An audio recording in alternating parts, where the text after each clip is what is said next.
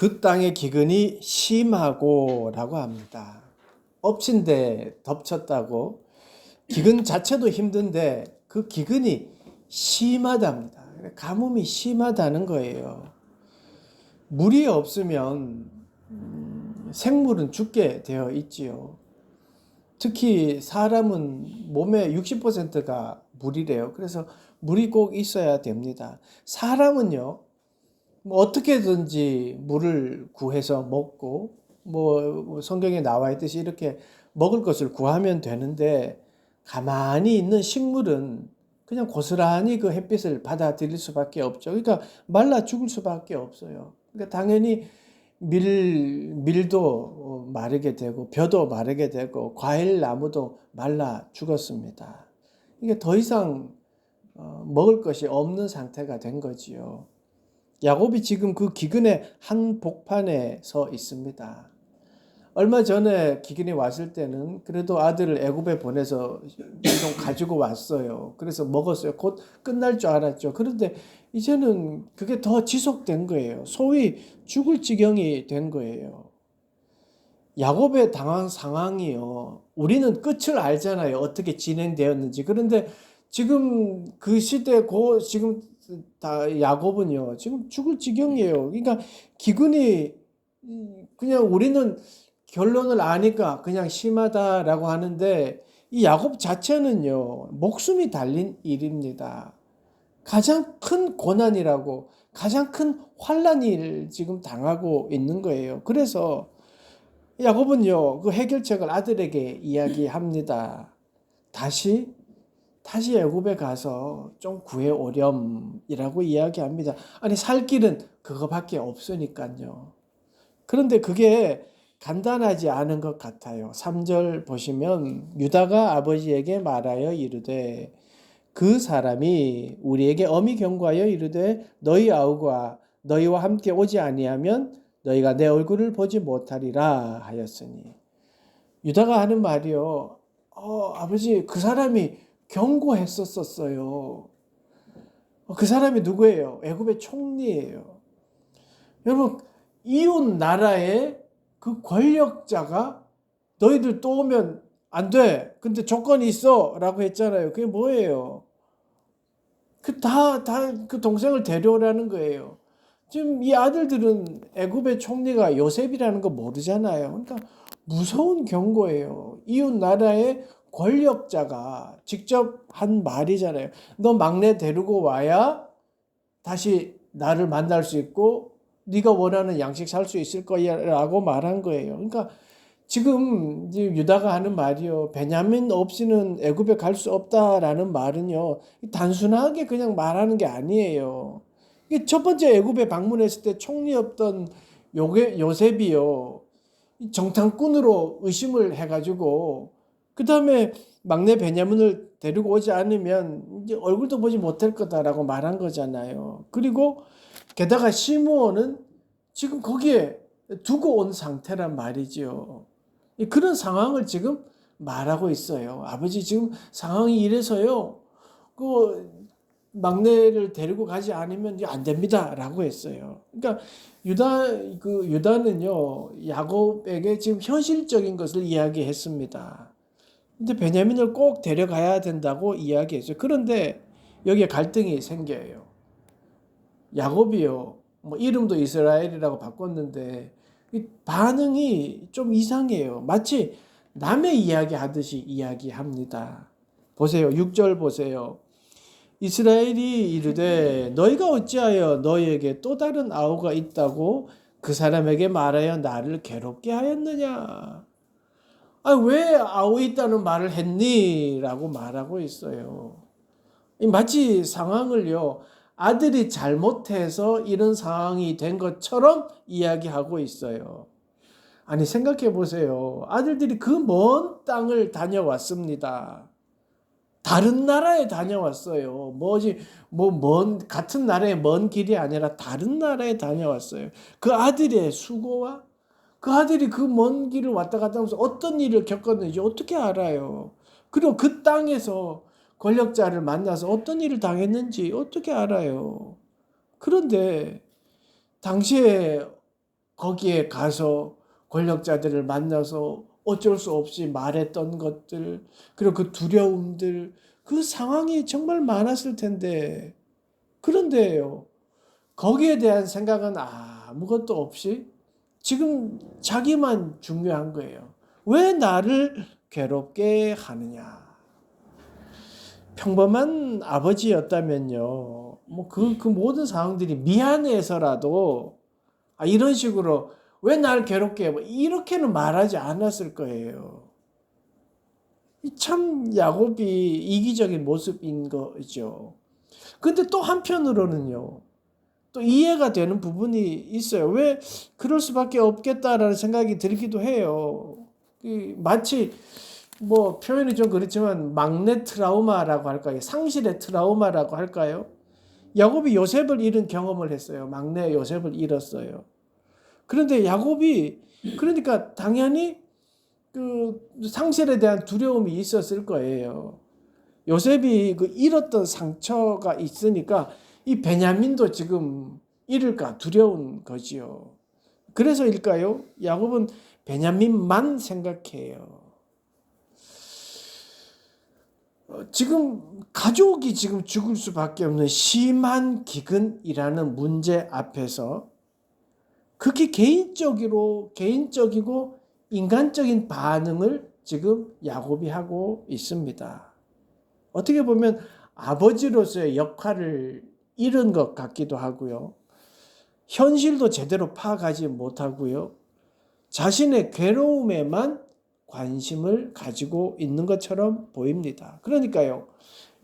오늘 1절에 그 땅의 기근이 심하고, 이 말씀은요, 그냥 기근이 아닌 거예요. 하나님의 큰 의도가 있는 거예요. 야곱에게 있어서는요. 그렇게 하나님은요, 그렇게 큰 의미를 부여하면서 그 환경을 보시면서 지금 43장이 시작되는 거예요. 이게 무엇을 말씀하시는 거냐 하면요, 하나님은 기근을 통해서 야곱이 끝까지 붙들고 있던 그것이 드러나게 하십니다. 야곱이 끝까지 붙들고 있던 게 뭐예요? 막내 아들 베냐민이에요. 라헬을 통해 얻은 아들이에요.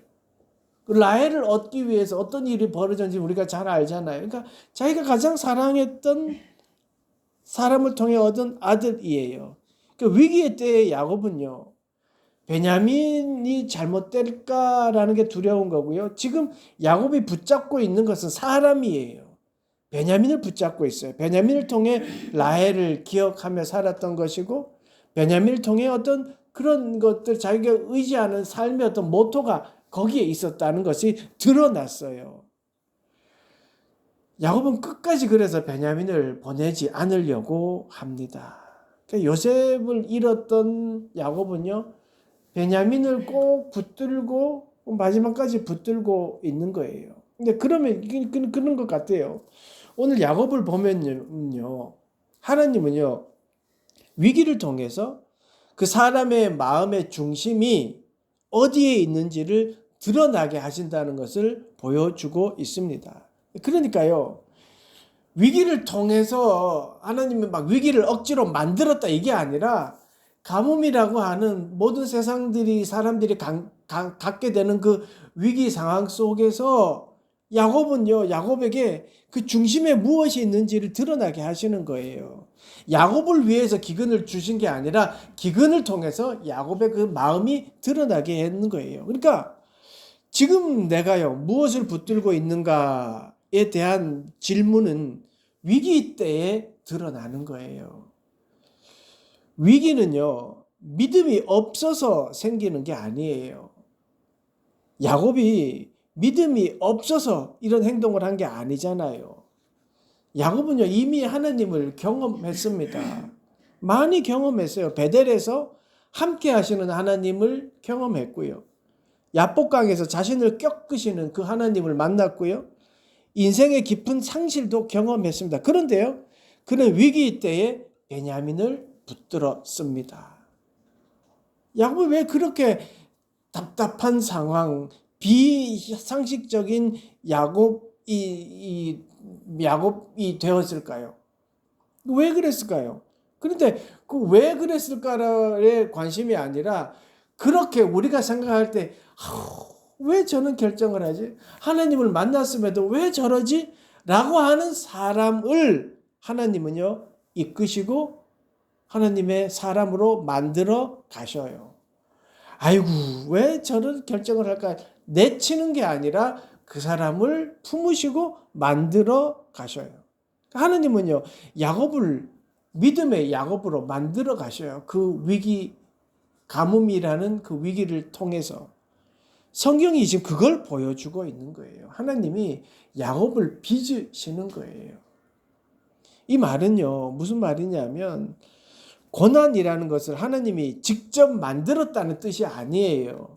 성경은 오히려 하나님이요 그 깨어진 현실 속에서도 자기 백성들을 버리지 않으시고 그 현실을 통해 구원의 길을 열어 가신다는 거예요. 그러니까 저 사람이 야곱을 미워서 기근을 주신 게 아니고요. 그 기근 가운데에서도 하나님이 야곱이 돌아보게 하시고 하나님이 방법으로 이끌어 주신다는 거예요. 그러니까 하나님이 기근이라는 현실을 그냥 방치하시는 게 아니에요. 그 현실 속에서 야곱이 스스로를 들여다보게 하시고 야곱의 집안을 이끌어 가시고 다시 구원의 길로 인도하신다는 것을 오늘 말씀하고 계십니다. 그러니까 그 땅의 기근이 심하고 그 상황에서 하나님이 야곱이 정말 붙들고 있는 것이 무엇인지 드러나게 하시고 그리고 그 가족들이 어떻게 하나님을 의지하는지를 보여주고 있습니다. 그 땅의 기근이 심하고 그 상황에서 여러분이 그런 기근이 심한 상황 절망적인 상황, 어떻게 해야 될까라는 그 상황에서 여러분은 무엇을 붙잡을 것 같습니까? 아니, 지금까지 여러분 뭘 붙잡으셨습니까? 죽을 것 같은 상황? 아무것도 생각할 수 없는 그런 고통의 상황 속을 엄습할 때 여러분은 무엇이 생각날 것 같고 무엇을 생각하고 살았습니까? 그것을 오늘 우리에게 생각하게 하는 말씀입니다. 그리고 오늘 본문에서 하나님은 또 다른 한 인물을 이끄시는데요. 바로 유다예요. 하나님은 유다를요. 책임지는 사람으로 변화시키고 있습니다. 사실 오랜 시간 유다를 만지셨어요. 그의 삶을 보면요. 스스로의 죄를 자각하게 하는 다말의 사건이 있었지요. 가족이 붕괴되는 경험을 했지요. 그 아버지가 지금 슬퍼하는 모습을 보면서 유다의 모습이 많이 변해 있어요. 9절 보세요. 내가 그를 위하여 담보가 되오리니 아버지께서 내 손에서 그를 찾으소서. 내가 만일 그를 아버지께 데려다가 아버지 앞에 두지 아니하면 내가 영원히 죄를 지으리이다. 나를 그 아이의 담보로 삼으소서. 이거는요. 그 단순한 어떤 말이 아니에요. 유다는 자신의 인생을 걸고 지금 말하고 있는 거예요. 유다가 과거에는요. 형제 하나를 우습게 여겼습니다. 37장에 보면 요셉을 팔 때 뭐라고 했냐면요. 야, 그를 죽이지 말고 팔자라고 합니다. 그러니까 형제의 어떤 책임감은 없어요. 그냥 남 이야기 하든요. 야, 우리 손에 피 묻혀서 그 죽이는 있느니 야, 그냥 팔아버리자. 이런 마인드가 유다였습니다. 근데 이제는 달라요. 동생을 지키려 하고요. 아버지의 슬픔을 이해하고요. 가족의 생존을 책임집니다. 내가 담보가 되고 내가 거기 붙잡혀 있을 테니까 저 사람 베냐민 내가 데려오겠습니다. 아버지 걱정하지 마세요. 이렇게 책임지는 사람이었어요. 나만 살면 된다라고 했던 유다가요. 이제 내가 대신 책임지겠습니다라는 사람으로 바뀌었어요. 이거는요. 단순한 성격의 변화가 아니에요. 하나님이 그렇게 만져주신 겁니다. 그러니까 기근이라는 걸 통해서요. 하나님이 이렇게 역사하고 계셨던 거지요. 이렇게 하나님은 유다를 빚으시고 계셨습니다. 그래서 결정적일 때 유다가 그 역할을 감당하고 있는 거예요. 하나님은요. 그렇게 유다를 현실의 어려움 속에서 만지시고 계셨어요. 기근, 두려움, 가족의 갈등, 막다른 현실 속에서 유다가 드러났던 것이지요. 사람은요, 위기 속에서 진짜 모습이 드러납니다. 그리고 그 하나님은요, 그 위기를 통해서 본 모습을 드러나게 하시고 동시에 하나님의 만지심이 있는 거지요. 그렇게 유다를 만지셔서 어떻게 됐습니까? 하나님은 유다를 통해 왕의 계보를 이어가잖아요. 유다의 후손을 통해서 예수 그리스도가 나옵니다. 유다 지파에서 예수 그리스도가 나오잖아요. 야곱이 변화되는 과정이 이제 계속 보세요. 14절 보세요. 야곱은요, 14절, 전능하신 하나님께서 그 사람 앞에서 너희에게 은혜를 베푸사 그 사람으로 너희 다른 형제와 베냐민을 돌려보게 하기를 원하노라. 내가 자식을 잃게 되면 이르리로다. 야곱이 변했습니다. 비록 확신에 찬 믿음의 어떤 고백은 아니지만 바뀌기 시작합니다. 두려움 속에서 자기 자신만을 생각하던 자가 이제 하나님을 생각합니다. 그리고 하나님께 맡기기 시작하는 믿음이 되었습니다. 사실 오늘 본문이요, 야곱이 아브라함처럼 담대하고 모세처럼 확신에 찬 그런 믿음은 아니에요. 근데 중요한 것은요, 끝까지 붙들었던 그 베냐민을 놓기 시작했다는 겁니다. 그래서 사실 위대한 믿음의 모습이라기보다는 이제 무너져 가던 사람이 그나마 하나님을 붙잡았다. 이런 모습이라고 할 수 있지만, 그것도 대단한 거죠. 이 창세기는요, 그렇게 나약하고 이기적이었던 야곱을요, 실패자로 다루지 않습니다. 오히려 그런 느리고 흔들리는 야곱이었지만 하나님이 이끌어 가신다는 말씀을 우리에게 알려주고 있습니다. 그래요, 여러분. 하나님은요, 완벽한 사람을 부르시는 게 아닙니다. 부족하고 나약하지만 하나님을 생각할 줄 알고 또 하나님을 의지하는 사람을 부르시고 그 사람을 통해 하나님이 역사하시는 거예요. 그러니까 중요한 거는요, 내가 하나님을 지금 의지하고 있는가? 나는 지금 하나님을 의지하고 있는가? 이거예요. 야곱의 고백은요, 완벽한 믿음의 모습이 아니에요. 그 안에는 두려움도 있고 체념도 있습니다. 그런데 중요한 것은요, 끝까지 붙들고 있던 그 야곱을 내려놓고 하나님께 맡겼다는 사실입니다. 믿음은요, 언제나 담대한 모습으로만 나타나는 게 아니에요. 믿음은요, 더 붙들지 않고 하나님의 자리에 내려놓는 것, 이게 사실은 믿음입니다.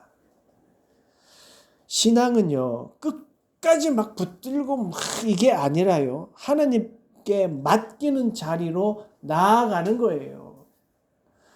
하나님 믿습니다 하고 내가 막 하는 게 아니고요. 이거는 하나님께 맡겨야 되는구나. 맡길 줄 아는 그게 믿음입니다. 오늘 본문은요, 그래서 기근의 때 단순히 애굽으로 내려갔다, 이 이야기가 아니에요. 하나님이 기근 속에서 야곱이 붙들고 있던 것을 내려놓게 하셨고, 유다에게는 책임지는 마음을 만들게 하셨고, 그렇게 믿음의 사람을 이끌어 가신다는 하나님의 말씀입니다. 어쩌면 하나님은 우리의 삶 속에서도요, 위기 가운데에 우리에게 말씀하고 계실지 모릅니다. 네가 붙들고 있는 것, 그걸 보게 하시고요. 또 혹 내가 책임지지 않으려고 하는 어떤 그런 마음들을 보게 하시고요. 하나님 없이 살아가는 우리들의 마음을 보게 하실 겁니다. 그래서 하나님 앞에 그것을 내려놓게 하실 거예요. 물론 하나님 앞에 그것을 내려놓는다는 거 힘들어요. 힘든 과정이에요. 내가 일평생 붙들고 있던 것, 그거를 내려놓아야 될 상황이 되면 두렵지요. 수년 동안 익숙했던 것을 내려놓는 거 쉽지 않습니다. 많이 괴로운 일이에요. 나를 직면한다는 거 너무 어려워요. 왜 나에게 이런 질문이 끊임없이 나를 엄습할 거예요. 힘들어요. 그러나 하나님이 우리를 만들어 가시고 하나님이 나를 좋은 것으로 이끌어 주신다는 믿음이 있다면 받아들여야죠. 수년 동안 내가 그렇게 해와서 잘 됐다 하더라도 그게 아니라고 하시면 내려놔야지요. 그게 믿음입니다. 완벽하지 않더라도 하나님께 맡길 수 있는 것, 그게 믿음입니다.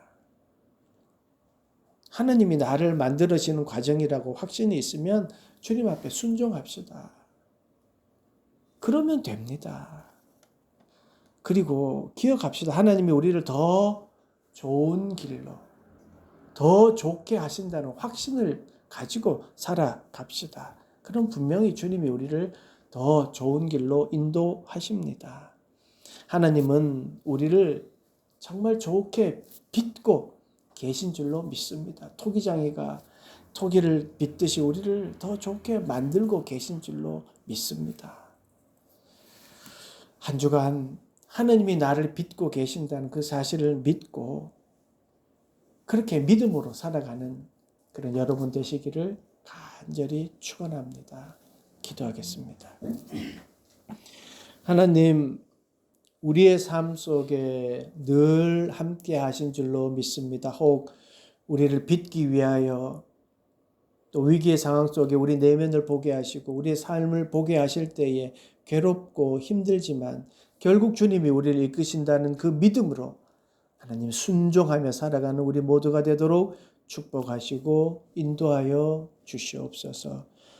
우리가 늘 기도하는 자립 청소년들에게 함께하여 주시고 또 병환 중에 있는 또 치료 중에 있는 모든 성도님들에게 하나님께서 함께하여 주시옵소서. 감사드리며 예수 그리스도 이름으로 기도드리옵나이다. 아멘.